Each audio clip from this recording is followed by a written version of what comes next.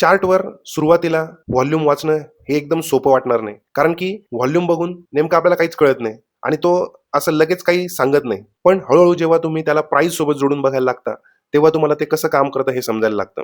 ही गोष्ट एखादी नवीन भाषा शिकण्यासारखीच आहे. सुरुवातीला शब्द लक्षात ठेवणं कठीण जातं, पण नंतर तुम्ही वाक्य बनवता आणि एक दिवस त्या भाषेमध्ये एकदम सहज फ्लुएंटली बोलू लागता. व्हॉल्यूम ही मार्केटची तीच भाषा आहे. तर मग व्हॉल्यूम कसा वाचायचा? पहिली गोष्ट म्हणजे त्याला हलक्यात घेऊ नका. जेव्हा जेव्हा प्राइसमध्ये मूव्हमेंट होते, तेव्हा व्हॉल्यूम काय करतोय ते बघा. तो वाढतो आहे की कमी होतोय? किंवा तो सरासरीपेक्षा जास्त आहे की कमी आहे? तो अचानक एकदम वाढलाय का? हे सगळे प्रश्न तुमच्या डोक्यामध्ये नेहमी असले पाहिजे. जेव्हा तुम्ही ट्रेड करता, तेव्हा 2च गोष्टी महत्त्वाच्या असतात.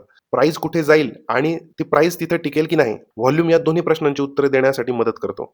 जर प्राइस वर गेली पण व्हॉल्यूमने साथ दिली नाही, तर तो अप ट्रेंड फार काळ टिकणार नाही. पण जर व्हॉल्यूमने साथ दिली, तर तो मूव्ह स्ट्रॉंग असेल. हाच एक महत्त्वाचा फरक असतो नवीन ट्रेडरमध्ये आणि प्रोफेशनल ट्रेडरमध्ये. याच विषयावर अधिक माहितीसाठी तुम्ही आमच्या चॅनलवरचे accumulation phase, distribution phase, validation, anomaly याच्यावरचे व्हिडिओ नक्की बघा.